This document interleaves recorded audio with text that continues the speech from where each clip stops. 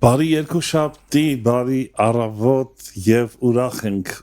ենք, որ կանք, ուրախ ենք, որ արթնացանք, ուրախ ենք, որ Տերը մեզ կյանք տվեց եւ մեր կյանքը շարունակվում է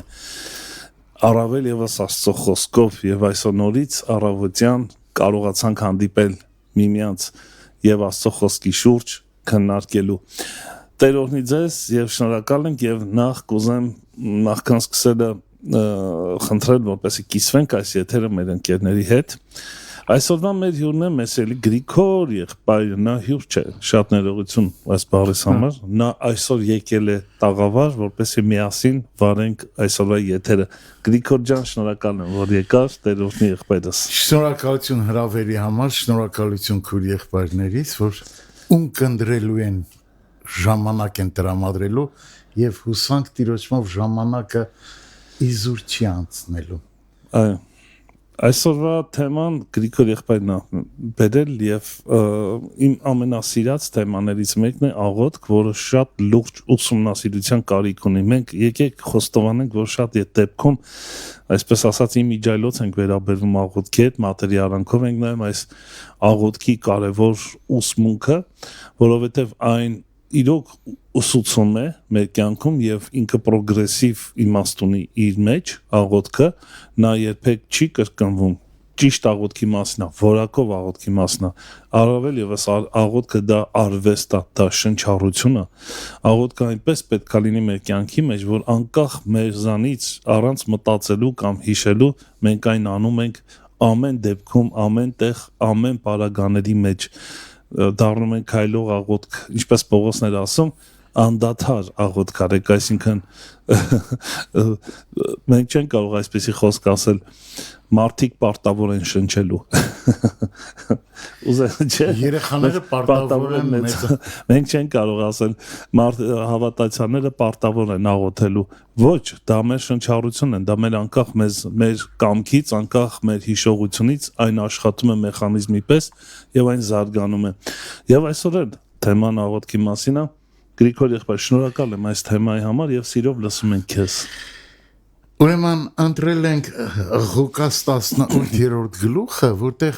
Հիսուսը վիճակներ է ներկայացնում, կարծես թե իրար հետ շղթայական կապված, միստեր, որ իրար հետ շատ ներդաշնակ կապված են, առանցքում աղոթք թեման, ընդհանրապես ինձ թվում է, այս վիճակ հասկացողությունը շատ կարևոր է։ Անունները, այնքան անուններ կան, տրված, գրված, որ թողասվածների ինձ թվում է թե ոչինչ չի ասում օրինակ երկրորդ թագավորած այս ինչ թագավորը այս ինչի մայրը սա էր սրա դուստրը որ կամ հավատարիմ եղավ Աստծուն կամ անհավատարիմ եղավ որ ապրեց թագավորեց այսքան տարի ու թաղվեց իր հայրերի գերեզմանոցում կամ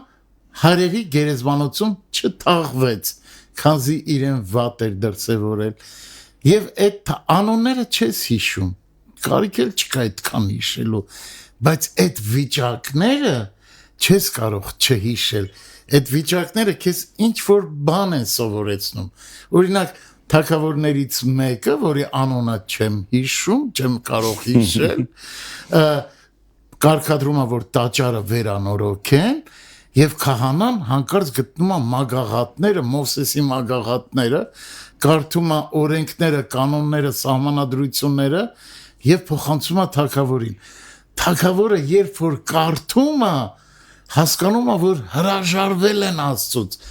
Շորերը պատռում է ի նշան սուքի,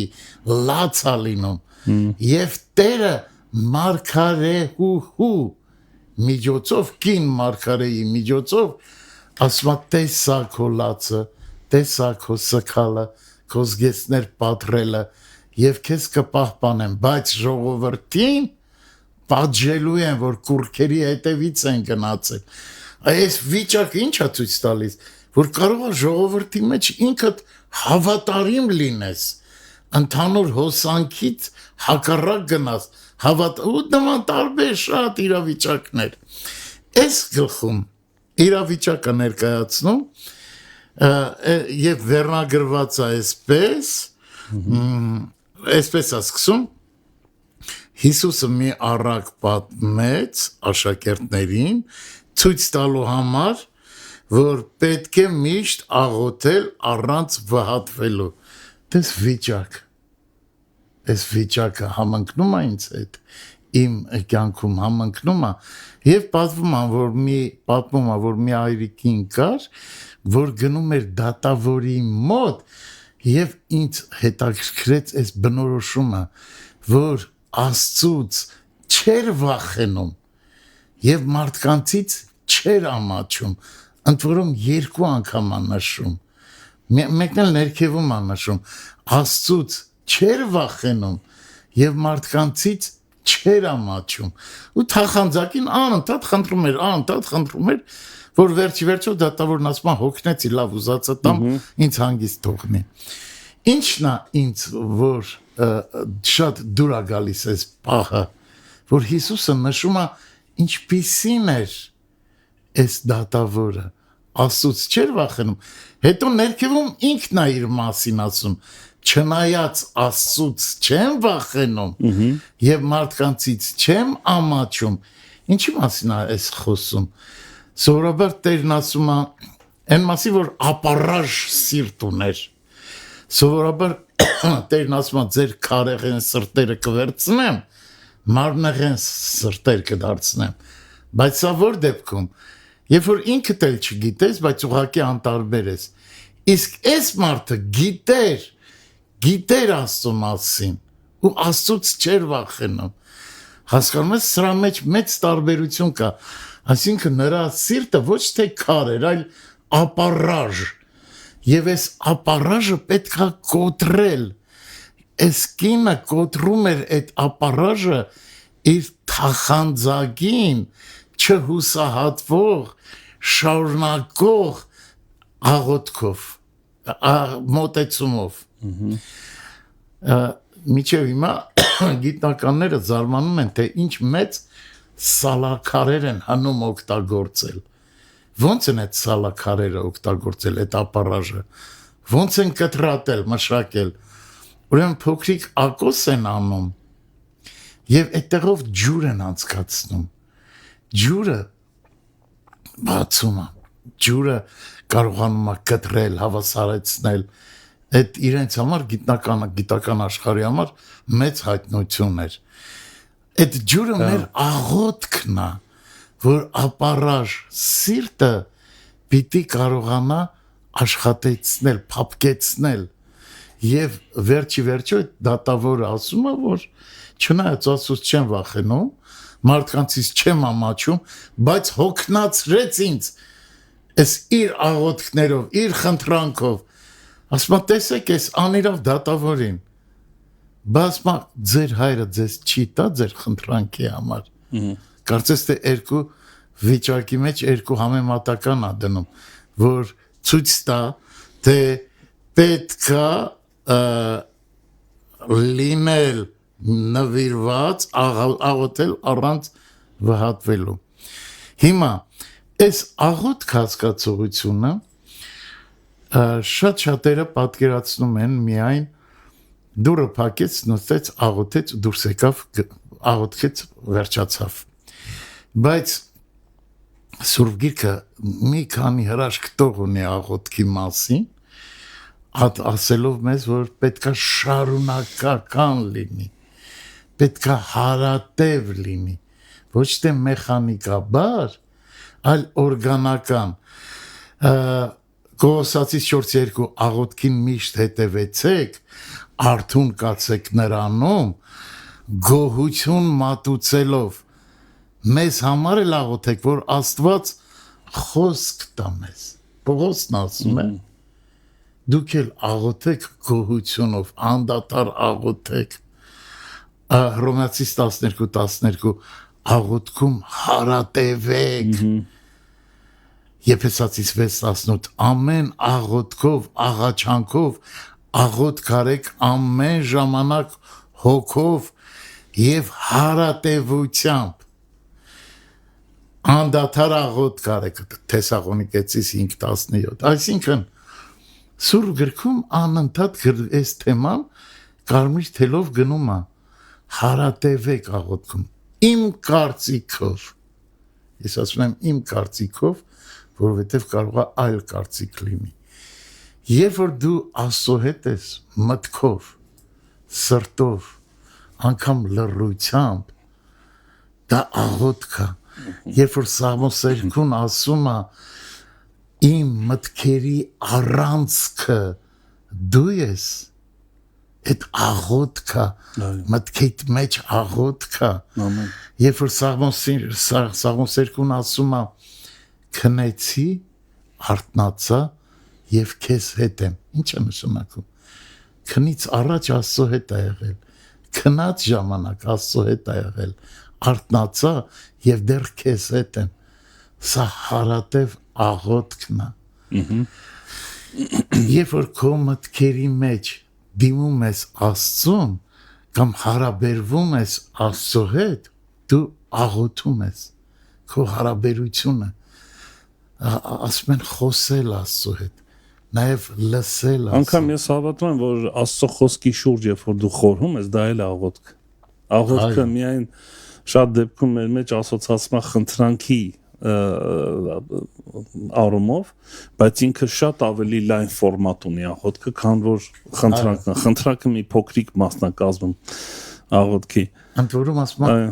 գոհությունով այսինքն գոհությունը այո շնորհակալ եմ մոնաթով աղոթքանս այդ երկրորդ իրավիճակը դրա մասին ասում բայց գիտեմ որ առաջին իրավիճակի մասին ասելիք ես մի քանի բառ կա այստեղ որ ինձ համար շատ կարևոր է առաջի բառը չձանձրանալ ինչպես դու ներկայացրեցիր այսինքն սա ցուցիչներից մեկն է արդյոք մեր աղոթքը որակով է թե անորակ այսինքն ստեղ կարծես թե որակավորված աղոթքի այսպես ասած որակավորված աղոթքը կոչվում է հաճույքով աղոթք ոչ թե որ ձանձրույթ չկա հումորով ասեցիր շնչառության մասին բայց դրա մեջ մեծ լրջություն կա այո դա ավտոմատ աշխատում է քո մեջ այսինքն ոչ թե հիմա պետք է շնչեմ հիմա պետք է արտաշնչեմ Իսկ օրգանական արդեն դա բնական դա քո դու երբեմն ուշադիրել չես քո շնչառությանը ես քեզ մի բան ասեմ երբ որ մարդը ուշադիր է իր շնչը հասարակ բան է չէ առաջին հայացքից բայց երբ որ դու նկատում ես որ դու շնչում ես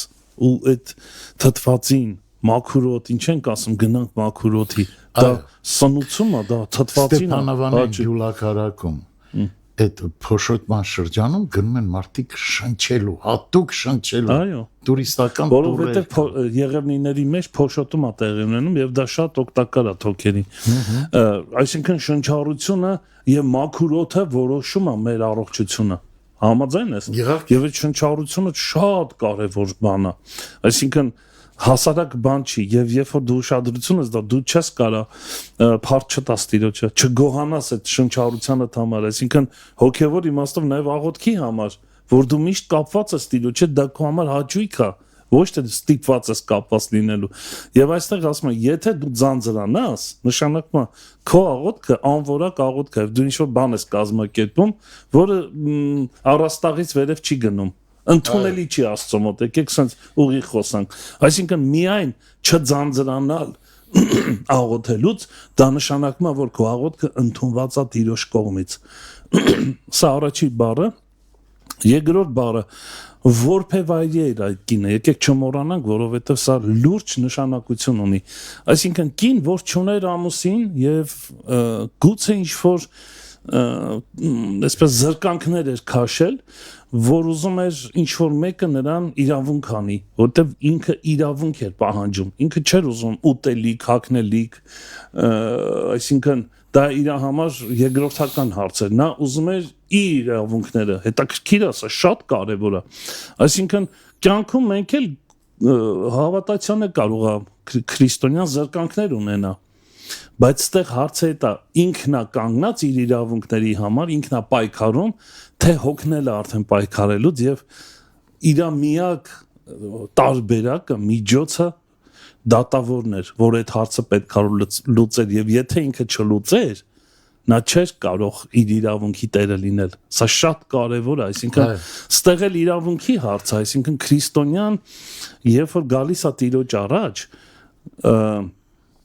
նա պետք է շատ լավ հասկանա, որ իր իրավունքները պաշտպանող հոր հետ գործ ունի։ Հասկանում ես, այսինքն ես չեմ կարող իմ իրավունքների համար կանգնել, այսինքն սա նշանակում է ինչ որ բան ես եմ անում, ալտերնատիվ կարգով Տիրոջն եմ խնդրում, եթե օգնես, եթե չէ, մեկը ես իմ իրավունքների տերը կլինեմ։ Սա շատ կարևոր է, որովհետև Դավիթը բազմաթիվ տեղեր իր սաղմոսների մեջ, իդեպ ասեմ Գրիգոր եղբայրը երբ որ խոսում էինք, ասեցի ես այ շատ հետաքրքիր մտքեր արտնացավ իմ մեջ, դե պարզը դա Տիրոջ հոգուց է, ես ով եմ, ասի կասեմ, ասպա չէ, մի ասա բանը, եթերի ժամանակ կասես, ես են ունեմ, որ պետք է, և սա գեղեցիկ է։ Ուրեմն, Դավիթ մարգարեն բազմաթիվ տեղեր, եթե ուշադրություն դարձնենք իր սաղմոսների մեջ, միշտ ինքը սա էր ասում, ինձ իրավունք արա Տեր։ Անգամ թագավոր եղած ժամանակ, սա շատ, և նա շատ դեպքեր կա, որ իրոք ցույց է տալիս, որ նա չէր կանգնում իր իրավունքի։ Նա կարող էր օրինակ այդ մեկին, որը անիծում էր Դավիթին, իր զորքի հետ ճանապարհ անցնելուց, ինչ-որ մի հատ գյուղացի, չգիտեմ, հասարակ մարդ, սկսեց Դավիթին ինչ խոսքեր ասել, եւ իր զորապետը ասեց, թող գնամ գլուխը կտրեմ դրա հետո, որ սենց թագավորին, չէ, ասենք, սենց անար գալիս խոսք, բայց Դավիթը չարեց այդ դա, ասեց Տերն ա թույլ տվել, այսինքն իր իրավունքի տերը չէ, Աբրահամը, երբ որ իր ծառաները սկսեցին վիճել բանի իր Ղովտի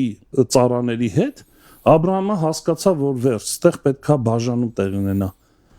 Եվ Աբրահամը իրավունք ուներ առաջինը ինքը որոշեր։ Ինքը ընտրեր, որովհետև ինքն էր մեծը, ինքն էր ղեկավարը, ինքն էր տերը Ղովտի։ Բայց նա նորից իրավունքը հանձնեց Ղովտին եւ ասեց դու որոշի, ուր որ ուզում ես գնա։ Եվ ասում եմ Ղովտը տեսավ Սոդոմն ու Գոմորը, որ շատ գեղեցիկ էր դրախտի պես, որոշեց գնանդեղ։ Այսինքն ստեղ ինչ է կատարվում, նա հանձնեց իր իրավունքը Տիրոջը, նա վստահում էր Տիրոջը, սա շատ կարևոր է։ Այսինքն եթե կա աղոթք, եթե մենք խոսում ենք պատասխանված աղոթքի մասին, նշանակում է մարդ, որը իր իրավունքը հանձնում է Աստծուն եւ նա իր մեջ հասկանում է, որ նա ոչ մի տարբերակ չունի ալտերնատիվ քայլեր անելու։ Սա շատ եւ սա է հավատքը։ Համաձայն ես, այսինքն հավատքը նա է, երբ որ դու քո իրավունքները հանձնում ես Տիրոջը, որպեսզի նա լուծի քո խնդիրը, որովհետեւ դու հավատում ես, եթե նա լուծեց, միանշանակ սպառիչ այդ պատասխանը, այսինքն հաջողությունը 100-ից 100 է։ Եվ սա է հավատքը։ Այստեղ Հիսուսը կարծես այս օրինակը բերելով մեզ սովորեցնում է առաջինը, որ քո աղոթքը պետք է լինի անդադար եւ ձանձրույթ պետք է չլինի։ Եվ դու պետք է հասկանաս, դու ձանձրացար թե չէ, հաճելի է քո համար թե ոչ։ Երկրորդը, որբևայրի դիրքից, այսինքն անկարող դու զրոյական վիճակի մեջ ես, տարբերակ չունես, մերժում ես բոլոր տեսակ տարբերակները եւ վստահում ես քո իրավունքը Աստծուն եւ ասում այդ ժամանակ կպատասխանվի։ Սա շատ կարեւոր է։ Եվ այստեղ մի բան էլ թույլ ասեմ, 7-րդ խոսքը այստեղ խոսում է ընտրվածների մասին, տես ինչ ասում, բայց Աստված միթե իր ընտրյալների համար իրավունք չի անի։ Ով է այն, որը ընտրված է Աստծուց, նա, ով իր ամբողջ իրավունքները հանձնելա Տիրոջը եւ ինքը ոչ մի ինքնագործունեությամբ չի զբաղվում, որ իր իրավունքները հետ բերի։ Սա դժվար բան է, բայց սա հանճարեղ քայլ է, սա է որակը, սա է Տիրոջ ուզածը։ Եվ այս տեսակին Տերը հայտարարում է որպես ընտրյալ, դու ընտրված ես, դու այն մեկն ես, որ ամբողջովին քո իրավունքները վստահել ես Տիրոջը եւ Տերը պիտի քեզ համար իրավունք անի։ Ամեն։ Սա հզոր է։ Կա նաև շարունակությունը, որ դու կարող ես լռությամբ աղոթք անես։ Գրված է ես լուռ եմ, բայց սիրտս քեզ հետ։ Ամեն։ Այսինքն կան բաներ, որ բառերով չես կարող։ Ամեն։ Բառերով չես կարող բացատրել։ Սպասել Տիրոջից դա էլ աղոթք։ Այո։ Տես Դավիթ ասում է սպասելով սպասեցի, չի ասում ճղեցի ինձ, ինչ որ պատռեցի։ Ուրեմն զորոների մոտ հետաքրքիր մի սովորություն կա աֆրիկյան ցեղերեն, իրենց թագավորին ընդունելության գնալու համար գնում են առավոտից ու նստում են դռան մոտ, պալատի դռան մոտ, մուտքի մոտ։ Այնքան ժամանակ մինչև թագավորը ասի կանչեք։ Այսինքն խոսք չկա, որևէ ընդունելություն չկա նախնական, գնում ու սպասում։ Այդ քո ասած սպասելով սպասեցին է։ Այո։ Ու հետո լռությամբ խոսելն էլ կա քո սիրած էակի հետ, երբեմն կարող ես բառերով չխոսել, հայացքով խոսել։ Սա էլ է աղոթք։ Աղոթքը նաև Տիրոջ շնորհքով ինչ որ բան անելը։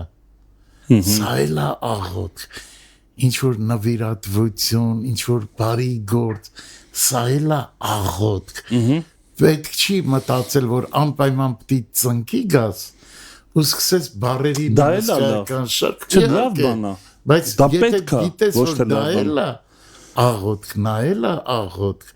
քո աղոթքը ավելի է հզորանում։ Տես օրինակ sense մի բան կասում են, ինչ որ անեք, ասեք ես Տիրոջ անպիտան ծառան եմ։ Սա աղոթք է։ Երկրորդ վիճակը հենց դրա մասին է։ Այո, տես Հիսուսը ինչ որ խոսում է, շատ լավ ասեցիր Գրիգոր եղբայր։ Այս 18-րդ գլուխը իրար հետ շղթայական կապ ունի եւ բացահայտող, այսպես իր մեջ չի փոխում թեման։ Հիսուսը բովանդակությունը աղոթքի չի փոխում։ Հաջորդ տողերը կարդալուց եւ այստեղ կարծում ես, որ Փարիսեցի եւ Մեղավորի այս աղոթքը նույն մարդու մասին է, նույն տրամաբանությունն է, այսինքն այս Փարիսեցին իր իրավունքն էր պատմում Աստծուն։ Նկատում ես։ Իր ոնց ասեմ, իր վաստակած, բայց բանը այդ մեղավորը իրավունք էր փնտրում Աստծուց։ Նայ, քո իրավունքի համար կանգնում ես Աստծո առաջ կամ իրավունք ես փնտրում Աստծուց։ Սրանք տարբեր բաներ են։ Այ սիրով կլսենք։ Ուրեմն հենց նույն տեղում շարունակում է այս առակն էլ պատմեց նրանց, ովքեր իրենց մասին այն համարումն ունեն, թե արդար են եւ արհամարում են ուրիշներին։ Սա է իրավունքի հարց։ Երկու հոգի ուրեմն գնացին աղոթք անելու, մեկը Փարիսեցի, մյուսը Մաքսավոր, հա։ Փարիսեցին մի կողմ կանգնած ամաչում էր վերև նայել անգամ։ Ամաչում էր դիմել։ Փարիսեցին չէ։ Մեղավորը, հա։ Իսկ Փարիսեցին առանձին կանգնած։ Այո։ Ես առանձին բառները շատ հետաքրքիր։ Ոնց մեկուսացել էլի մեղավորից։ Երկու անգամ ծոմ եմ պահում։ Իրա զգում ես իր իրավունքները ոնց է ներկայացնում։ 10 օրդ եմ տալիս։ Արել եմ։ Դե բա դու հիմա ինչ ես անում։ Մեջ եմ։ Հա։ Ասեմ, որ իրոք շատ զարմանալի է։ Շաբաթական 2 անգամ ծոմ պահել շատ դժվար է։ Նշանակում է 24 ժամ, 2 օր, 24 ժամ, ոչ հաց ուտել, ոչ ջուր խմել։ Երբ ես վերջին անգամ ծոմ պահել, ինձ եմ հարցնում։ Ինչ լավ է, ինձ չհարցրի։ Ինձ հայտարարեք չանես։ Հա, ուրեմն իրոք գովելի էր, իրոք կար բաներ, որ արժանի էր գովասանքի, բայց Տերը ինչու չընդունեց, ինչու են մեկը գնաց արդարացած, այս հոգևորականը չարդարացվեց։ Դες ամբողջ խնդիրը սրանն է, նայ նորից հետաքրքիր է, ես չէի մտածել, այսօր այս թեման ինձ լուրջ բան արեց։ Այսինքն աղոթքի երբ որ կանգնում ես Աստծո առաջ, ինչ դիրքով ես կանգնում, ինչ սրտով ես կանգնում, սա է ամբողջ խնդիրը։ Իրավիճակը։ Այո, դու կանգնում ես Աստծո առաջ աղոթքի քո իրավունքներին պահանջատեր, այսինքն քո իրավունքներն ես ներկայացնում, որ ես իրավունք ունեմ, թե կանգնում ես աղոթքի, որպեսզի դու նրանից իրավունք ստանաս։ Այո։ Իրավունք ստանալը նաև արդարության հարցով է։ Նա չստացավ իրավունք, նա արդարացված չգնաց, ով որ իրավունքներն էր պահանջում, տեր էր կանգնել, իսկ նա ով որ իրավունք էր խնդրում Տիրոջից, մեղավորը, նա իրավունք ստացավ Տիրոջից, Տերը արդարացրեց, սա հզոր է եւ սա է որակով աղոթքը։ Այստեղ այն համարն է հիշում, որտեղ ասվում է, որ ինչ էլ որ անեք, ասեք պարտական էի արեցի։ Այս հոգեբանությունը չկար։ Մենք էլ ես վաստակել եմ, դուր, բայց կարող էր ասել, ինչ որ պարտական եմ, այն արեցի ու դեռ պակաս արեցի։ Եվ միտեղ ասում է, ձեր սրտերում ասեք, որ դուք անպիտան ծառաներն եք դիրոջ, այս ես բառացի չեմ ասում, ինչ որ պարտական է անելու, տես ինչ խոնար դիրք է, ինչքան բան կասեմ, դու չես անում նրա համար, որ իրավունք ունենաս, այլ անում ես, որ նա քեզ իրավունք տա։ Օրենքն ու շնորհքն է, ինչ որ իրավունքը չես ներկայացնում, իրավունք ես խնդրում նրանց։ Սա եթե խորը մտածես, սրանք շատ տարբեր բաներ են։ Երբ որ դու սիրում ես նրանից իրավունք ստանաս, ոչ թե իրավունք պահանջես։ Սրանք շատ տարբեր եւ աղոթքի խորքային իմաստով մենք եթե անկեղծ լինենք եւ մեր աղոթները, ես միշտ ասում եմ, ուզում եմ հիմա էլ ասեմ, վերլուծի քո աղոթքները, ինձ էլ է դա վերաբերվում։ Եկեք վերլուծենք մեր աղոթքները, եկեք մշակենք մեր աղոթքները, եկեք մեր աղոթքը դարձնենք օրգանական, դա կապվածությունն է Քրիստոսի հետ, ինչպես Գրիգոր եղբայրը ասեց, որ գիշեր ու ցերեկ նրա օրենքի վրա է մտածում եւ իր հաճույքը նրա օրենքի մեջ է, սրա մեջ չի կարա ձանձրույթ լինի, սա է աղոթքը։ Եվ մեր Տերը միշտ շեշտը դնում է հեռանկարի վրա։ Եվ ինչ, այսինքն մի որոշ տարի հետո, եթե նայենք սրանց ընթացքին, ով ինչի է հասել, Փարիսեցու մոտ այս երևույթները տանելու են դեպի հպարտություն։ Իսկ Մաքսավորը դուրս եկավ, նա որ ամաչում էր վերև բարձրացնել գլուխը, հեռանկարում սա Տիրոջն է նվիրվելու։ Զգալու է Տիրոջ շնորհքը ինձ անարժանիս դու ոնց ես ողորմում, ինձ անարժանիս հանուն ինչի ես տալիս, ու այդ գիտակցությունից ծնվում է սերը։ Եվ եթե առաջին հարաբերություններում գործնականն է, առևտուրն է, երկրորդ փոխհարաբերությունների մեջ սերն է։ Իսկ սերը մնայունն է, հույս, հավատ, սեր, իսկ սերը մնայունն է։ Տես աղոթքի մասին մի կարևոր նշանակություն ունեցող համար եմ ուզում կարդամ, կապ ունի այսօրվա թեմայի հետ, որ Տերը ասում է, եթե ընտրյալները ինչ որ խնդրում են, Տերը միթե չի տա, ընտրյալները, սա շատ կարևոր է, որովհետև նայեք, մենք երբ որ ասում ենք Տեր, մեզ իրավունք արա, որ մենք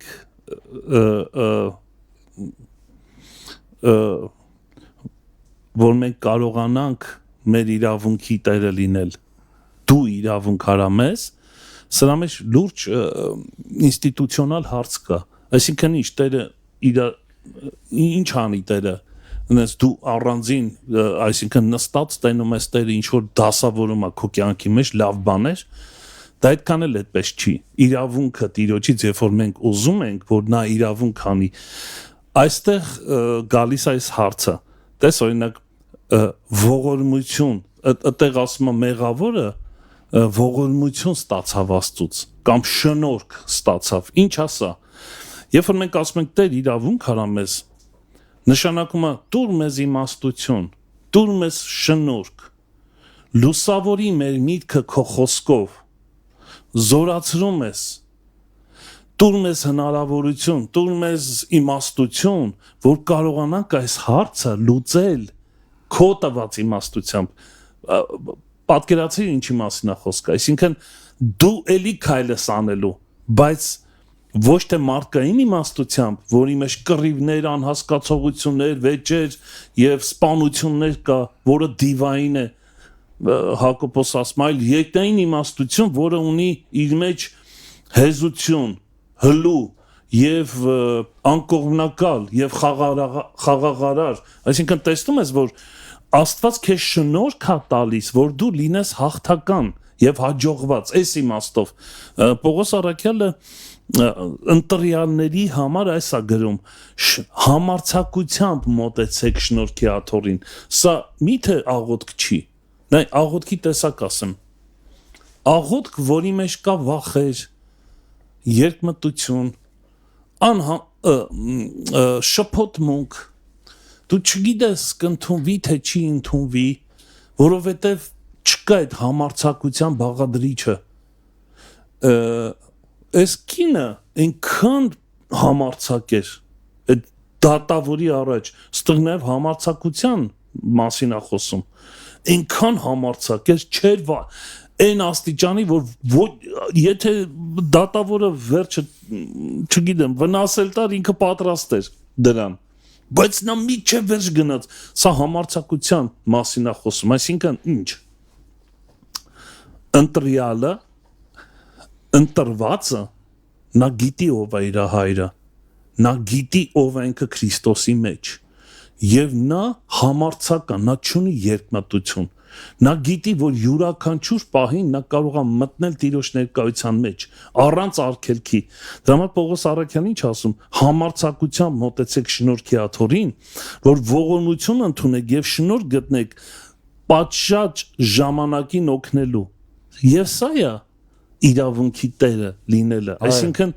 երբ որ կա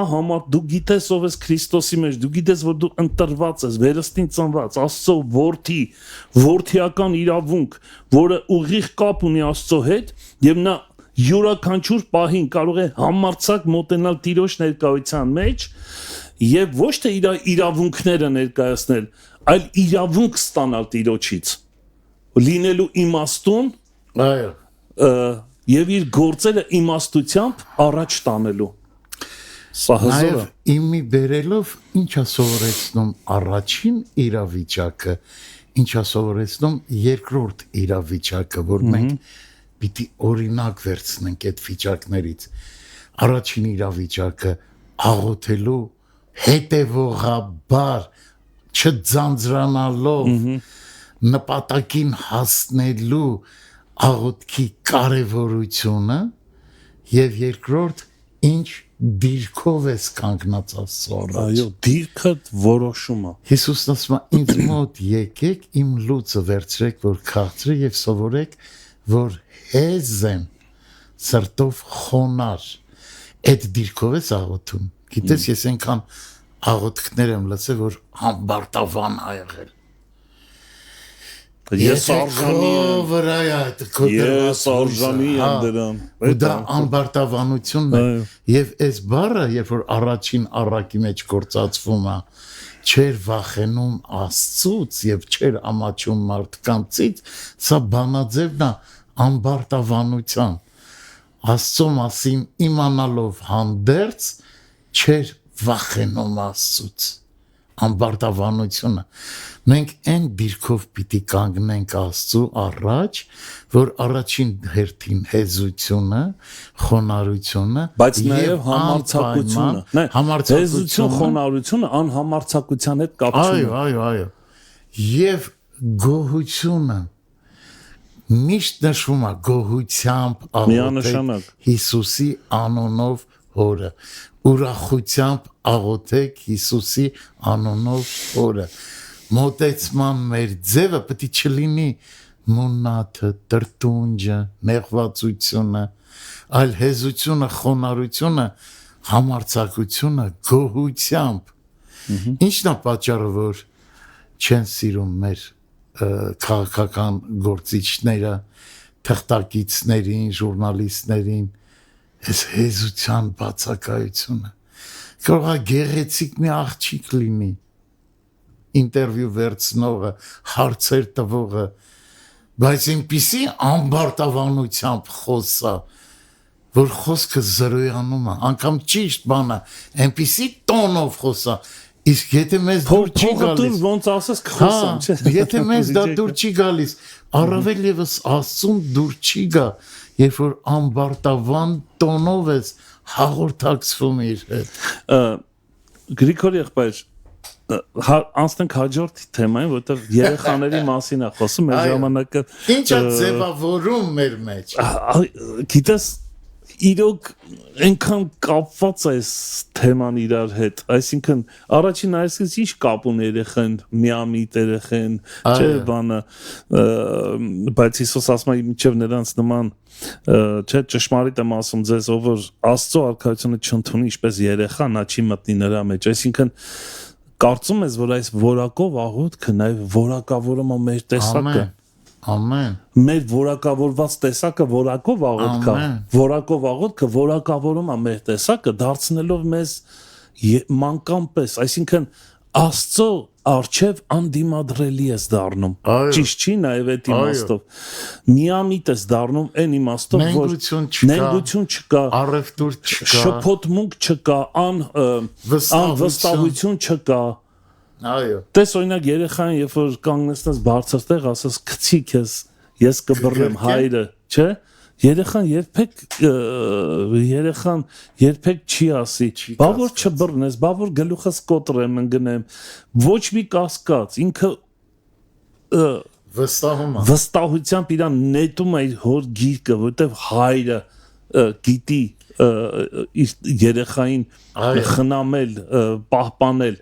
սա շատ կարևոր է եւ այս տեսակ աղոթքն է ընդունելի Տիրոջ առաջ, ճիշտ չի։ Եվ այստեղ այդ երեխաների հատվածում, այս հատվածը ինձ շատ դուր եկավ, երբ մանուկներին բերեցին Հիսուսի մոտ, որպեսզի ձեռքը դնի նրանց վրա, այսինքն աղոթք հասկացողությունը, հաղորդակցությունը, ձեռքը դնել հասկացողությունը, հաղորդակցությունը, երբ է ձեռքը դնում տեր եւ որդի կամ այսպես ասենք ձեռք դնելը դա իշխանություն է նաեւ, այսինքն եթե դու երեխայի պես չես ընդունում երկնքի արքայությունը, քո վրա ձեռք չի դրվելու, դա պաշտպանություն է նաեւ, այս Աստծո ձեռք դա Հովանի է, բարձրյալի ծածկոցի տակ բնակվողը ամենակարողի Հովանի տակ պիտի հանգստանա, այդ իմաստով նաեւ։ Եվ եթե հեզ ու խոնար է, Տերը այդ դեպքում է ձեռքը դնում։ Եվ մի կարևոր միտք էլ կա ստեղ հաշվարկներ։ Երեխան երբեք հաշվարկներ չունի։ Առևտուր, շուկայական հարաբերություն Աստծո հետ, սա էլ է ցուցիչ։ Ինչ դու լավ ասացիր, ինչ սրտով ենք, ինչ դիրքով ենք մոտենում։ Այո։ Առևտրային մտածելակերպով շուկայական հարաբերությամբ եւ իրավունքն էլ է այդպես, երբ որ մարդը իրավունք է պահանջում Աստծուց, դա շուկայական հարաբերություն է։ Աստված այդպեսի բաներ չի սիրում։ Այդտեղ հատված մարգարեությունների մեջ թե անօրենին ոնց է երկիր գցում, ասում է եւ իր գեղեցկության առևտրով առևտուր գեղեցկության ինչ լավն եմ ես, ինչ գեղեցիկ եմ ես, նարցիսիզմ, չէ, ինքնասիրահարված մարդ, ինքն իրան վրա սիրահարվել է, առևտուրն է, տեսար ես քո համար այսքան բան արեցի, հիմա դու ինչքան եսակենտրոնություն կա, թաքնված մեղքեր կան, որ հրաշալի համար բերեց, ասում է երբ դու խնջույք կանես, մի կանչիր նրան, որ ունի ակնկալիքով, որ ստանալու ես, կանչիր նրանց, ովքեր չունեն, մեր հարսանիքները, ես որ այդ ասպարեզում գայի անցյալ ժամանակով, հիմա չկա ասել, Չէ, հիմա դուրս չի գալիս արդեն։ Բանը ցուցակ էին կազմում։ Էս ինչ տվի, էս ինչ օրը, այսքան գումար տվեց։ Էս ինչ տվի, էս ինչ օրը, դա կոչվում է առևտուր, որ դու էլ այդքանը տաս, հասկանում ես։ Դա առևտուր է։ Բայց Հիսուսն ասում է մի արեք այդ առևտուրը։ Դες հաջորդ թեմա։ Հիմա որ հրավիրում են, մտածում ես այն մարդ, որտեղից ճարես, որ 10 մեկ ապտի ճարես ու 10 դա առևտուր է։ Կամ խավոր են կանգնացնում, բան են անում։ Դե հա, ընդունված բան, ուզես չուզես դրա մեջ հայտնված ես, բայց Աստծո հանդեպ մեր դիրքը կենցաղային հարցերի մեջ կան այդպիսի կեղտ, ինքը առևտուրը արդեն կեղտոտ բան է։ Ինչքան էլ դու փորձես արդար ձևով անես, ինքը կեղտոտ բան է, չեմ ասում մեղք է։ Դե ես էլ եմ անում երբեմն առևտուր ուզես չուզես մտել ենք դրա մեջ, բայց Աստծո հարցը սա է։ Ներողություն այդ միտքը տամրապնդեմ, Կորինթացիս թղթերում է կարծեմ ասում է շահավաճառություն, աստվածպաշտությունը շահավաճառություն չէ։ Հաջորդ նախադասության մեջ ասում է ճշմարիտ աստվածպաշտությունը մեծ շահավաճառություն է։ Նայած այդ շահավաճառությունը ինչ մղումներ որտեղից է գալիս։ Դե հա, պատճառը հետևանքային կապը։ Հա, դա մի հատ կարևոր լավ թեմա է, կարելի է նոր քննարկել։ Ուրեմն հաջորդը բարի վարդապետ ինչ գործում նկատում ես, թե արդեն առևտրի մասին է խոսում, հաշվարկներ, չէ՞։ Ունեմ լավ եմ ապրել, օրենքները լրիվ կատարել եմ, ոչ մի խնդիր չկա։ Հիմա ինչ անեմ, որ իմ իրավունքի տերը լինեմ։ Չէ՞, ստեղելի կարծես թե բան անում, այսինքն իրավունքի մասին է խոսում։ Բայց ես ուզում եմ իմ իրավունքներին հասնեմ, բայց այդքան իզուր եմ ես մեղքից ինձ հեռու պահել, մաքուր եմ պահել։ Հիսուս ասում է սիրեց այդ պատանուն։ Այո, իշխանավոր այդպես է գրված եւ պայմանն ասում ամեն ինչից ինչ որ դու ունես, շատ հարուստեր գրված է, հրաժարվի կամ բաժանի։ Դու նկատում ես, որ սա խոսում է իրավունքի մասին։ Այո, իրավունքներից պիտի հրաժարվես, որպեսզի արժանանաս Աստծո ես ավելի արքայությանն։ շատ մտածում եմ, որ շեշտը դնում է Տերը ինչ որ բանից կախվածություն պիտի չունենաս։ Այո, միայն մեր Աստծուց։ դա չի նշանակում որ պետք է աղքատ լինես, բայց ինչ որ դու ունես ունեցվածք, հա, նյութական իմաստով, դա պետք է չաշխատի քո իրավունքների համար։ Դա պետք է քո իրավունքների համար չաշխատի քո իրավունքները, միևնույնն է, Տիրոջից պետք է լինեն։ Ամեն։ Դու նրանից ստացի իրավունքները, շնորհք, ողորմություն, իմաստությունը նրանից ստացի, որպեսզի Այսինքն քո վեմը չլինի հարուստ ազգականը, քո վեմը չլինի գումարը, միանշանակ։ քո վեմը չլինի քո մուսկուլները, քո վեմը չլինի ձիերը, որ հույսը դնում ես ձիերի վրա, քո վեմը թող լինի Տերը։ Այ դա է ուզում տեսնել։ Թույլ տվեք իրավունքի մասին մի փոքր ավելի փորձենք բացահայտել։ Ասեցինք, ակնարկեցինք, բայց ուզում եմ մի քիչ ավելի խորը գնանք։ Նայ, արդարացված լինելը դա Տիրոջից տված իրավունք է։ Չկա տիեզերքում որևիցե միտեղ գնալ, որ այնտեղ դու արդարացված լինես։ Չկա այդպիսի երևույթ, որ քեզ ասի գնա եւ այլևս մեղք մի գործիր, ներված ես։ Չկա այդպիսի բան։ Դա մենք միայն Աստծո առաջ ենք մեղավոր։ Ուրիշ ոչ մեկի։ Այդ իմաստով։ Եւ Աստված է մեզ շնորհում արդարացված լինելը։ Ընկալում եք, որ իրավունք ստանալու տարբերակ մենք չունենք։ Իրավունք ստանալ նշանակում է արդարացված լինել։ Քո գործերը արդարացված են, քո խոսքը արդարացված է, քո որոշումը արդարացված է, քո ընտրությունը արդարացված է։ Ով կար ասի, որ ես կարամ հասնեմ այդ իրավունքին։ Չկա մարդ, որ իրավունքին հասած լինի իրա։ Իրավունքը դա միայն նյութականի մասին չի։ կամ մեր պատկերած ծրած հաջողության մասին չի։ Դու գուցե հասնես ինչ որ հաջողության, բայց իրավունքով չի։ Համաձայն ես ինձ հետ։ Միևնույնն է, եթե Աստծուց չի, դու իրավունքով չի։ Մի օր ձախողվելու է։ Այն ինչը, տեսեք, անգամ սիրո մեջ ասում եմ, քեզ վառի, մարմինը տուրես, ինչի են, ինչի, բայց ոչինչ։ Իհարկե, չկա իրավունք։ Չկարած իրավունքը, տես ես ինչ արեցի, տվեցի բոլոր աղքատներին, գնացի անձնազոհության։ Իրավունքը միայն հավատքով արդարացված։ Այո, այսինքն եկանք մենք այն եզրակացության, որ չկա իրավունք։ Այս արեգակի տակ չկա իրավունք։ Նայ, Հիսուս ինչ ասում, ասում է, ամեն բան նրանով եղավ, եւ առանց նրա ոչինչ չեղավ։ Սրա մեջ մտնում է նաեւ իրավունքը։ Ամեն իրավունք նրանով կլինի, եւ առանց նրա ոչ մի իրավունք չի լինի։ Այնպես չի, որ դու իրավունքներ ունես, նաեւ անգամ եթե օրենքով քեզ իրավունքները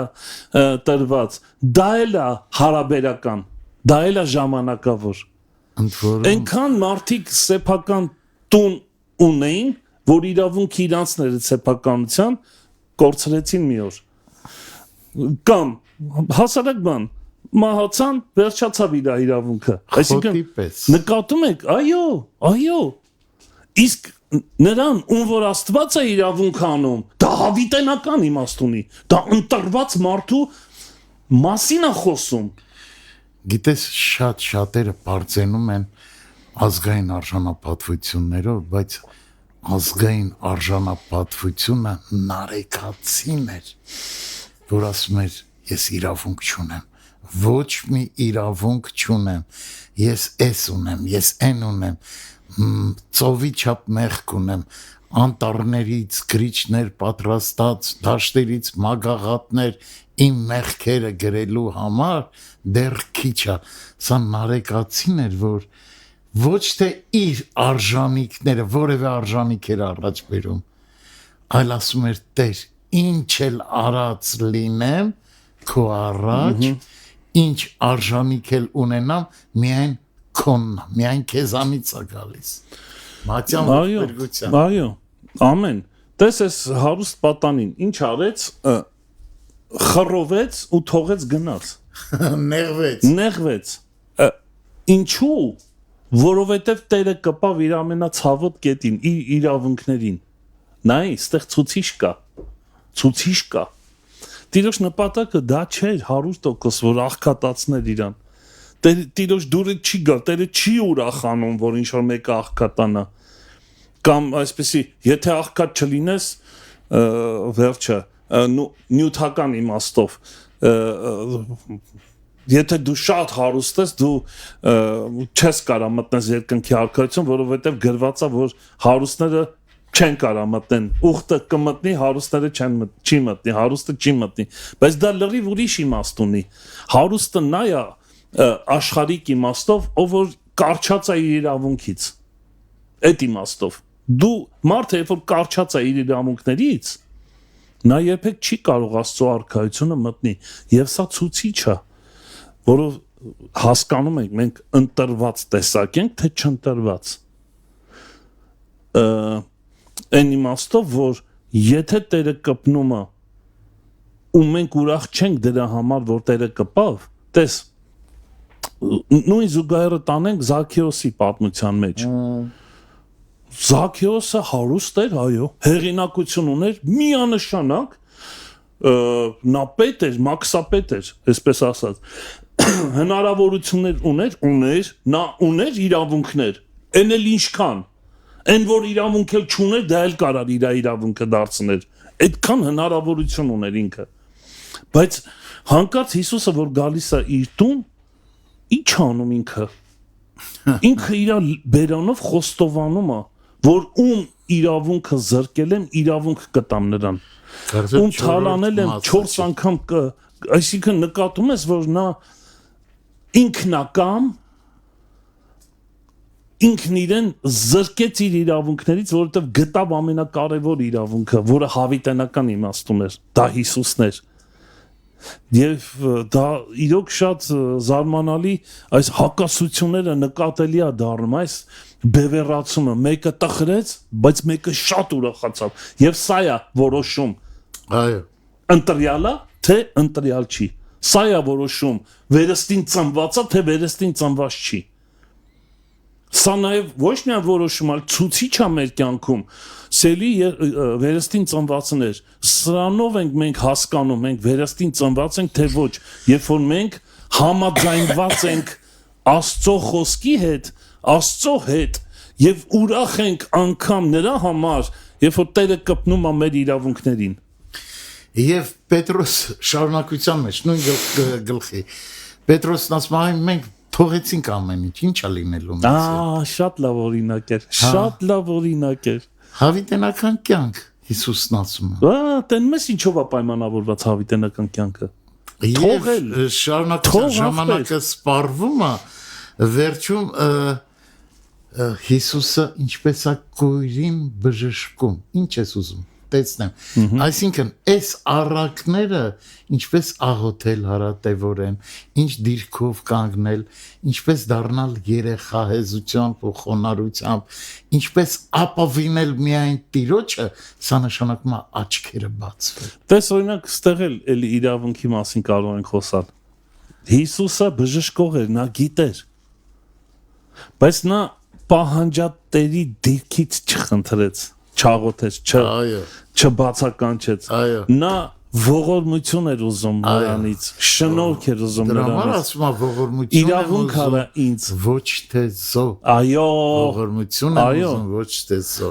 Եվ մի կարևոր բան եմ ուզում ասեմ, նայ, երբ որ մենք սովորենք Տիրոջից իրավունք ստանալ, մենք իրավունք կանենք շատերին։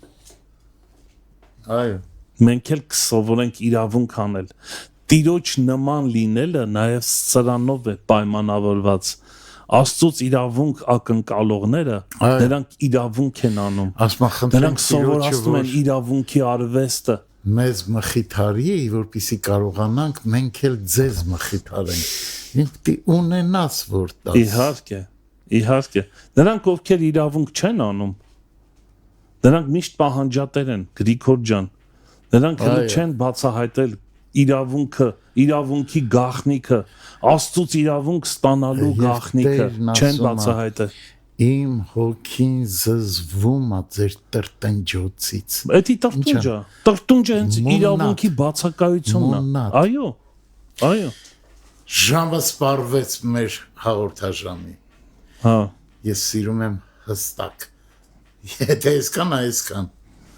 աղոթի։ Դեռ չի սպառվել, դեռ 4 րոպե ունի։ 4 րոպե էլ կա։ Բավարար է, չէ՞ աղոթքի համար։ Դե դու աղոթք, ես միշտ աղոթում եմ։ Աղոթքի, մեր Տեր, մեր Աստված, Հայր Աստված, շնորհակալ ենք Հիսուս Քրիստոսի անունով, Սուրբ Հոգու հաղորդակցությամբ։ Խնդրում ենք, Տեր, մեր աղոթքները դառնան բովանդակալից, այնպես ինչպես դու ես սովորեցնում, Տեր, հեզության, խոնարհության, համարձակության դիրքից Տեր, եւ դուր որ մանկան նման հավատանք, մաքրվենք, մոտենանք, որ դու ձեռք դնես մեր վրա, Տեր։ Խնդրում ենք նաեւ ոչ մի կախվածություն չունենանք այս կամ այն աշխարհային երևույթներից, մեր կախվածությունը լինի միմիայն քեզանից, ասենք քո կամքն է, Տեր, ինչպես կուզես։ Ողորմյա մեր հայրենիքը, Տեր, ողորմյա ազգային ժողովը, Տեր, ողորմյա Նիկոլին, Տեր, վարչապետին, ողորմյա բոլոր նրանց, ովքեր հոգսերի մեջ են, ցավերի մեջ են, խնդիրների մեջ են, վարկերի մեջ են, Հիսուս Քրիստոսի անունով, ամեն։ Ամեն։ Փառքես Տեր, փառքես Տեր։ Գիտես, վարկերը լավ ասեցի։ Ինչ ասիր, վարկերի մեջ են ողորմյա։ Հա։ Այդ Նիկոլի մասն էլ լավ ասեցիր։ Մեր վարչապետը թող Տերը իմաստություն տա նրան, իրոք կարողանա։ Սուրբ գրային պատվիրանա։ Այո, Տերը մեզ պատվիրանա, որ աղոթենք մեր թագավորների համար։ Այն ժամանակ թագավորներ, հիմա վարչապետներ։ Փարթիրոջա Գրիգոր ջան շատ շնորհակալ եմ Քեզ շնորհակալություն հրավերի համար։ Սելի բարեկամներ այսպեսին էր մեր եթերը Տեր օրհնի ձեզ շատ մնացեք խաղաղությամբ առաջ Աստված կհանդիպենք վաղ առավոտյան ժամը 9-ին Maranatha Տերը շուտով գալու է Ամեն